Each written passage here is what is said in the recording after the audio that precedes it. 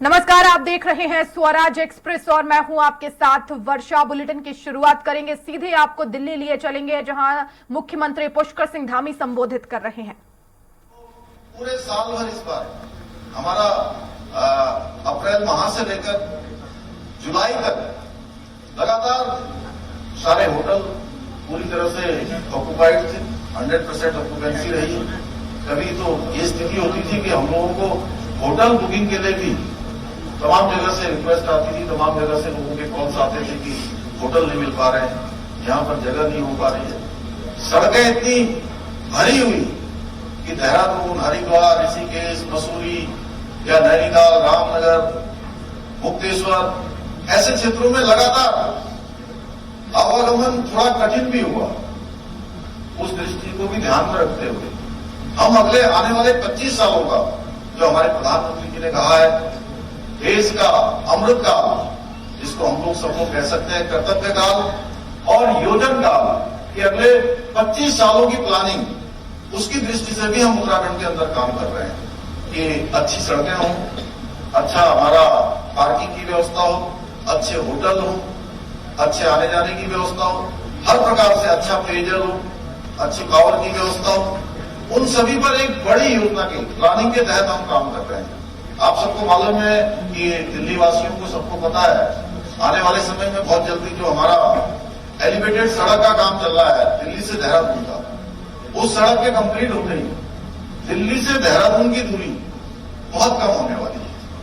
हमारा पंतनगर का एयरपोर्ट जो सिडकुल एरिया में है, रुद्रपुर में, वह हमने जो है उसको अंतर्राष्ट्रीय स्तर का बनाने के लिए 800 एकड़ जमीन हमने राज्य सरकार ने उसको ट्रांसफर भी कर दी है। आने वाले समय में जल्दी एक आवागमन का अच्छा केंद्र, जैसे देहरादून का आज एयरपोर्ट हमारा दिन भर में लगभग 40 के आसपास 40 उड़ानें देश के विभिन्न शहरों के लिए देहरादून से होगी। 4 लाख किलोमीटर रोडें बन गई और पहले जो लोग गए होंगे और आप जब जा रहे हैं तो एक नया अनुभव लेकर आ रहे हैं। अभी मैं आदरणीय प्रधानमंत्री जी का भी धन्यवाद करना चाहता हूं, आप सब बुद्धिजीवियों के बीच में से, हमारे उद्योग जगत के लोगों से, कि इस बार का जो G20 का समिट हुआ, हमारे लिए व्यक्तिगत रूप से मैं राज्य के स्तर पर बात करूं तो उत्तराखंड राज्य को भी एक नहीं बल्कि 3 अवसर हमको उपलब्ध हुए कि 3 बड़ी मीटिंगें हमने उत्तराखंड राज्य के अंदर आयोजित की और तीनों में जो हमारे डेलीगेट्स आए थे वो एक अच्छा अनुभव लेकर उत्तराखंड से गए। हमारी जो संस्कृति है, हमारा जो कल्चर है, हमारे यहाँ पर जो काम हुए हैं, या मैं कहूं कि उत्तराखंड राज्य के साथ साथ देश के अन्य राज्यों में भी जहां भी हो गए, भारत की जो समृद्ध विरासत है, भारत का सामर्थ्य है, उसको पूरी दुनिया ने देखा। और हमको भी 3 बैठकें हुई तो और तीनों में हमारे भी ब्रांड एम्बेसडर बनकर वो गए। और इतना ही नहीं, मैं जब ब्रिटेन गया था, वहां के पर्यटन मंत्री से मिला तो उन्होंने मुझे सबसे पहले कहा कि क्या गजब का आपका G20 का आयोजन हुआ, आपके प्राइम मिनिस्टर की क्या प्लानिंग थी, कितने अच्छे तरीके से उन्होंने पूरी दुनिया को आपका देश दिखा दिया। गर्व की अनुभूति हुई, सीना चौड़ा हो गया जब दुनिया के दूसरे देशों में आज हमारी इस प्रकार की प्रसिद्धि हो रही है।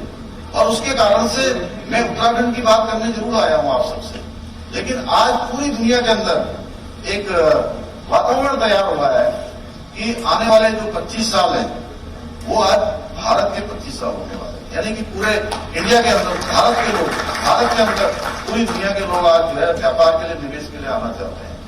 ये हमारे लिए बहुत बड़ी उपलब्धि है। और मैं यह भी आपसे कहना चाहता हूं कि ये जो प्रेरणा है, ये हमको आदरणीय प्रधानमंत्री जी से ही प्रेरणा मिली। जब वो गुजरात राज्य के मुख्यमंत्री थे, पिछले दिनों में देख रहा था कि उनका वाइब्रेंट गुजरात का जो हर साल कार्यक्रम जो आयोजित होते थे उसके 20 साल जब पूरे हुए और उन्होंने जब शुरुआत में इस कार्यक्रम को शुरू किया था, इसी प्रकार से जब उन्होंने शुरू किया तो बहुत सारी कठिनाइयां आई। उन्होंने उस 20 साल पूरे होने पर अहमदाबाद में उस कार्यक्रम में जब वो बोल रहे थे तो बता रहे थे लोगों को कि उस समय की जो सरकारें होती थी वो गुजरात में निवेश करने से रोकती थी लोगों को, लेकिन उसके बावजूद भी लगातार प्रयास करने से, लगातार आप सब लोगों के साथ संवाद करने से एक समय ऐसा आया कि गुजरात जो है निवेशकों के लिए एक अच्छा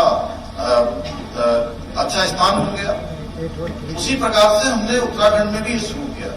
उत्तराखंड में जब अटल बिहारी वाजपेयी जी देश के प्रधानमंत्री थे, उस समय उन्होंने उत्तराखंड राज्य के लिए एक पैकेज दिया था और उस पैकेज के कारण से बड़ी संख्या में राज्य में निवेश हुआ था, उद्योग आए थे। लेकिन यही जो 2014 से पहले थोड़ा राजनीति को देखकर जो काम होता था, सरकारों को देखकर जो काम होता था, दलीय जो प्रणाली है, उसके तहत 2010 में यहाँ केंद्र में सरकार थी दूसरी और राज्य में भारतीय जनता पार्टी की सरकार थी, तो वो पैकेज आगे नहीं बढ़ा।